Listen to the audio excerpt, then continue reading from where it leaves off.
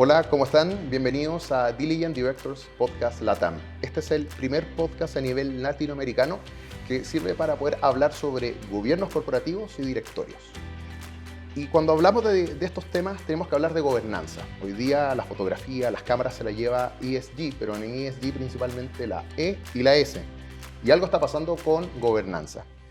Para poder hablar del valor de la gobernanza, hoy día vamos a conversar con Pilar Dañobeitía, que es presidente de SMU, que es un retail supermercadista muy relevante en Chile. Bienvenida, Pilar. Muchas gracias, Boris. Muy amable en invitarme. No, nosotros estamos felices de tenerte, Pilar. Este tema de la gobernanza es algo realmente relevante y que creemos que sería, que muchas veces está quedando muy detrás. Y uno ve la composición de las empresas que sin una buena gobernanza ni I ni S son posibles. ¿Por qué crees tú que está pasando esto? ¿Por qué crees tú que gobernanza tiene un lugar menos preponderante en estas tres letras? Mira, mi impresión es que el I y el S tienen que ver más bien con el Ujú.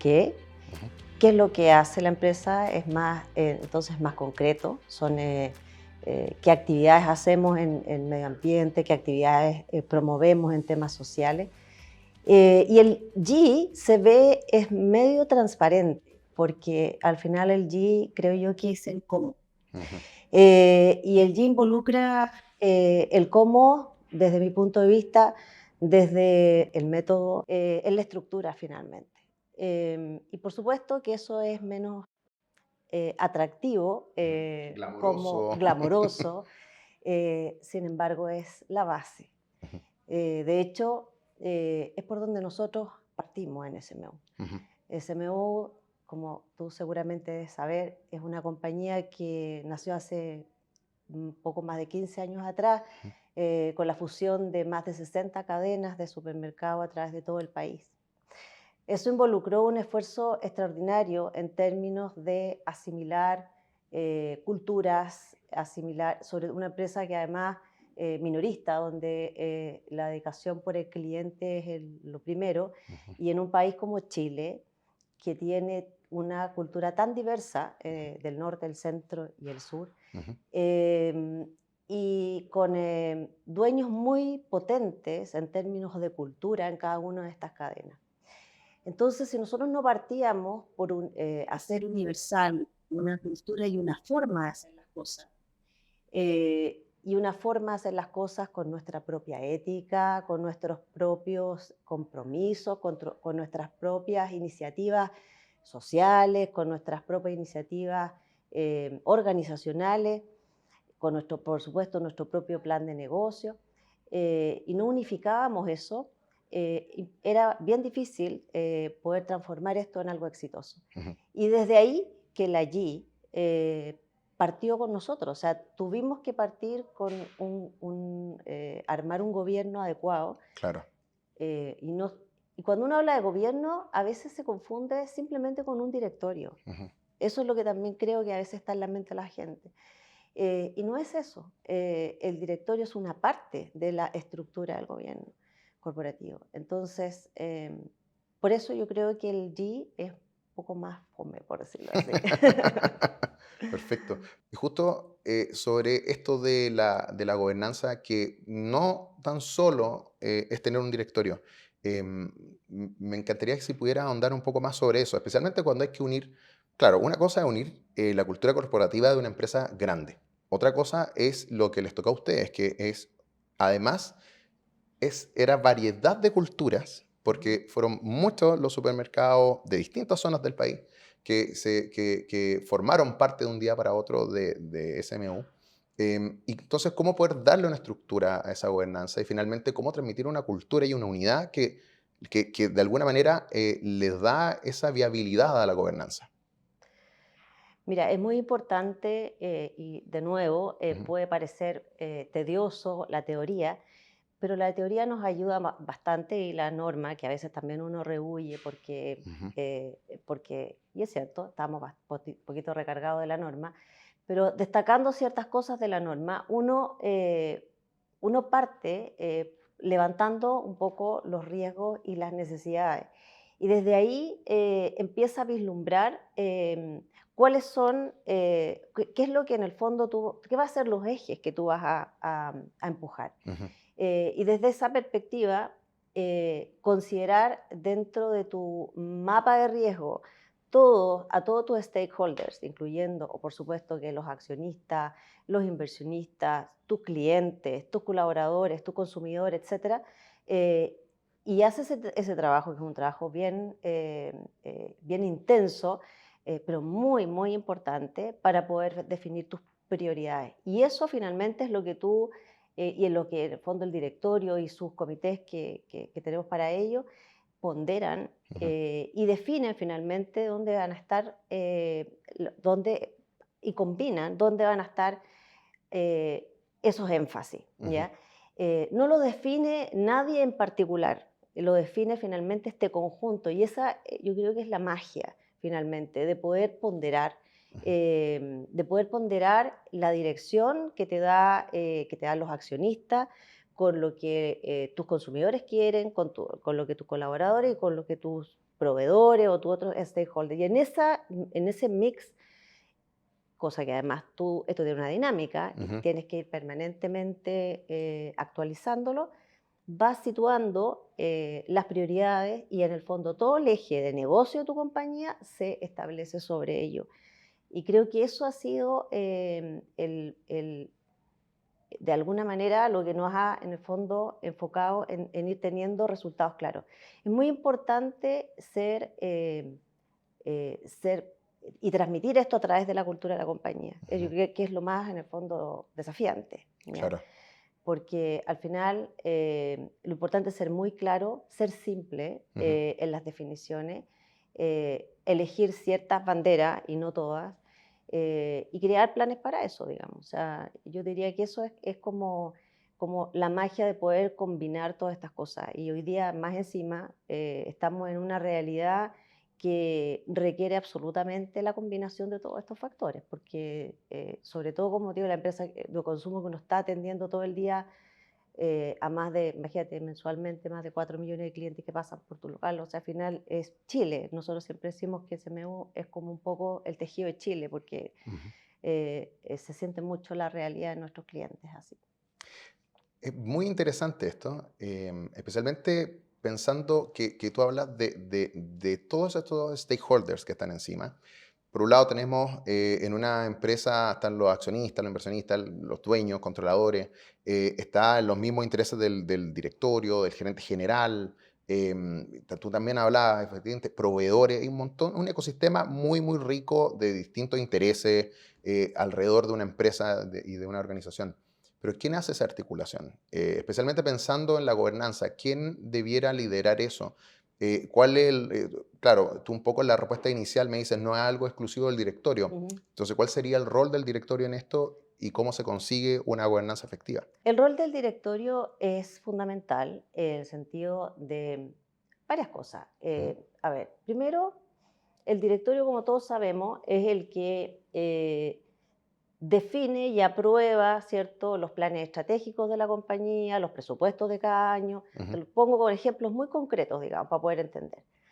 Y bueno, en esos presupuestos y en esos planes estratégicos ujú, se tienen que plasmar todas las iniciativas de negocio de la compañía, ujú, pero tienen que estar en el contexto de lo que hemos estado conversando, ¿cierto? O ujú. sea, que los otros, que el negocio mismo y que lo social y lo medioambiental estén contenidos. Perfecto. Y de acuerdo a eso, sean parte de las metas de la organización, de los ejecutivos. Y además, el directorio también se preocupa de tener los líderes para que eso se lleve a efecto y que se pueda ejecutar bien. Ujú, Entonces, el directorio sí tiene un rol fundamental en aprobar además, una cosa muy importante que es lo que te hablaba hace un rato, ujú, aprobar este mapeo de riesgos para definir las prioridades y preocuparse de que año a año eso sea actualizado. claro. Y que así como antes se hacían mapas de riesgo solamente para ver los riesgos del negocio, Ujú, y hoy día en esos mapas de riesgo incorporamos todas estas otras métricas, ¿cierto?, que tienen que ver con todo lo social, lo medioambiental, etcétera. el directorio es el responsable de exigir, digamos, de mirar ese mapa estratégico cada año a año para poder actualizar sus iniciativas. Claro. Entonces, ese es el rol del directorio. Después tienes el mismo directorio, en el caso nuestro, digamos, que trabajamos en equipo, armando diversos comités, donde en esos comités, y en particular el comité de sostenibilidad que nosotros tenemos, es así como el directorio va monitoreando mes a mes más bien el negocio en sí mismo, los números y, bueno, y también otras iniciativas, pero ve con menos profundidad, porque el tema de así, el comité de sostenibilidad nuestro va monitoreando el avance de esa iniciativa 4 veces al año, o sea, bastante riguroso. No las hace, las supervisa, porque aquí finalmente el músculo está en la organización, tiene que estar ahí. Claro. Y luego, el gerente general y su equipo directivo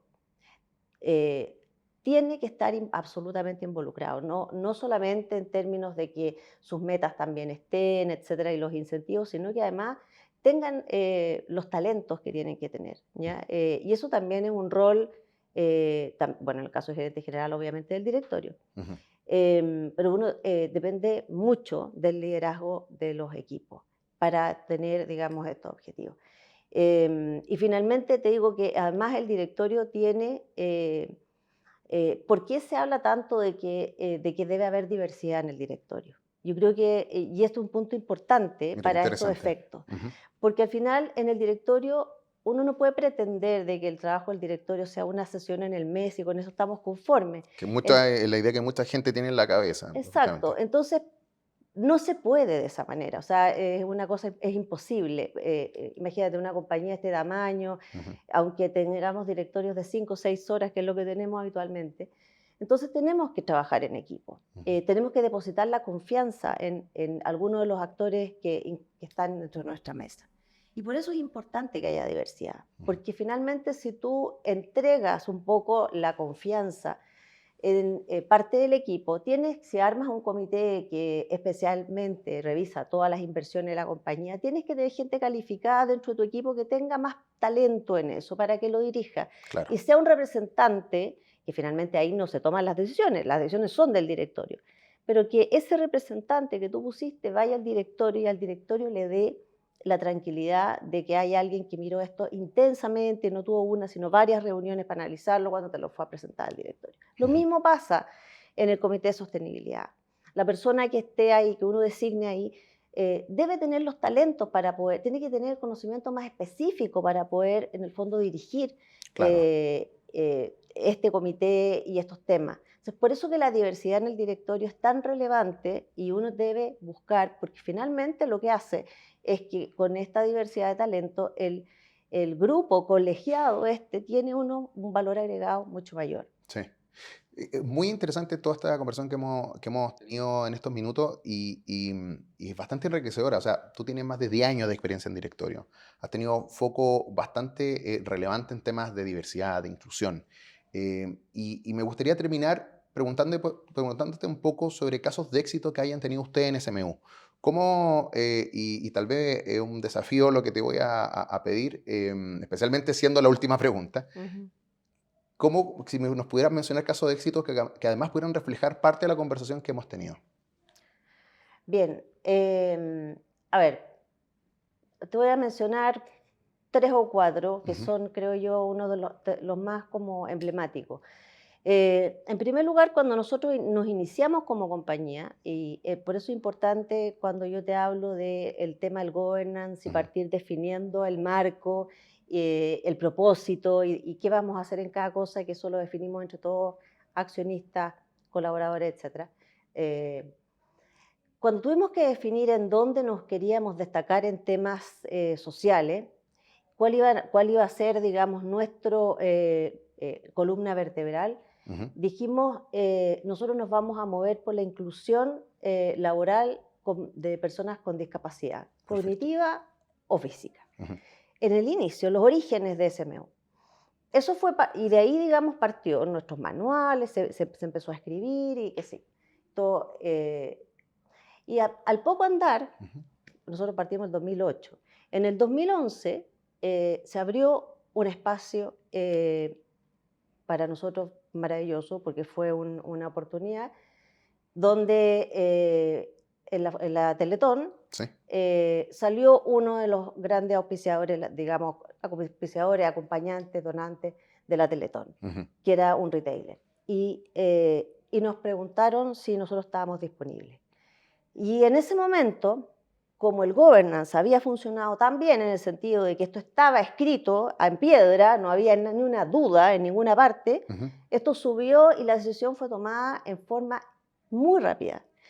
Y entramos a ser aliados de la Teletón. Perfecto. Hasta el día de hoy, que nos ha dado muchísimas, muchísimas satisfacciones y la verdad es que en todo sentido. Y hoy día es de verdad no solamente una instancia de tremenda ayuda a las personas con discapacidad, sino que además es es parte de nuestra cultura, es parte del compromiso de nuestra gente, o sea, una cosa muy, muy potente a la cual nosotros tenemos mucho, mucho cariño. Luego llegó otra idea. Entonces, pues digo, el governance funcionó porque Claro. eso fue en otra, o sea, si tú no te hubieras claro esto, tú habrías pasado por distintos comités, preguntas, qué el presupuesto, qué esto, Claro. el otro, y quizás habías perdido la oportunidad. Otra linda oportunidad también surgió en un programa que también nos ofrecieron que tenía que ver con que motiváramos a nuestros clientes para que la caja donaran sus vueltos para un proyecto de donaciones, digamos, para un fondo concursable de personas que hacían actividades para personas que tenían discapacidad cognitiva en particular. Y de nuevo, esa asociación salió muy rápidamente y hoy día, te digo, nuestros clientes donan alrededor de unos 50 millones de pesos sus vueltos al mes y se hacen proyectos maravillosos. La Fundación Descúbreme es la que los organiza, pero hay un jurado completamente independiente que asigna estos proyectos y además son regionales. La gente que da su vuelto en Arica ve algún proyectito, un gimnasio, un taller, algo que ocurre ahí. Claro. Entonces, de nuevo, eso también surgió y es más, y cómo se baja la cultura de nuestra gente, también tiene que conversar con eso. Recientemente, a raíz de la constante preocupación con todo lo que se bota en el mundo de alimentos y el desperdicio, surgió una iniciativa que, bueno, hay ya retailers que hace mucho tiempo están trabajando en ello, pero que nosotros queríamos hacerlo un poquito distinto y que tiene que ver con un programa del no desperdicio de alimentos. Y ya llevamos un programa que lleva más de 1 año y medio y aproximadamente 50 toneladas al mes se donan. Qué increíble. Hay más de 250 fundaciones, porque ese es el tema. Claro. Y 87.000 personas vulnerables que reciben estas beneficiadas, qué increíble. Beneficiadas. ¿Y por qué te lo menciono? Porque nosotros en el fondo, dentro del rayado de cancha, la gobernanza, dijimos, nosotros todo lo que tiene que ver con contribuciones y donaciones queremos hacerlo como somos nosotros, como una cobertura regional, llegar en el fondo a lo más profundo del país. Y de ahí que en el fondo estas donaciones van a juntas de vecinos, a pueblitos más pequeños. Queremos tratar de llegar a través de todo el país y no hacer una gran cosa o centralizada, ¿te fijas? Queremos aprovechar nuestra cadena logística para poder llegar al Chile más profundo, por decirlo de alguna manera. Pero eso también raya la cancha, este mapa de riesgo que te digo yo. O sea, yo trato de conectarlo con esto que te digo, porque es cierto, esto ocurre así, no ocurre porque se le ocurrió a alguien. Claro. Por ejemplo, nosotros tenemos con proveedores ahora, tenemos un programa que se llama 100% Nuestro, que en el fondo son proveedores locales que un ejemplo concreto, Coyhaique. ¿Cómo llegamos con las lechugas a Coyhaique? Claro. Entonces, ese proveedor en Coyhaique nos planta las lechugas, no tenemos que llegar con el camión de Santiago a Coyhaique, y él tiene una producción que más o menos sabe cuánto es lo que le vamos a comprar y por lo tanto es sostenible.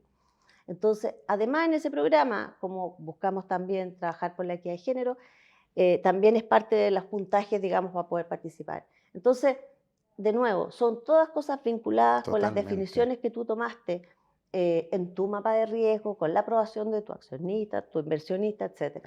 Mira, este año fue muy reconfortante, el año pasado también ocurrió, yo sé que de repente te pueden decir, mira, esto al final es normativo, pero cuando estábamos en la Junta Accionista este año, el año Ujú, pasado también, al final de la Junta, una inversionista, una FP en particular, ujú, levantó la mano, pidió la mano y dijo, mire, yo quiero mencionar ciertos aspectos por los cuales esta FP sigue invirtiendo en SMU.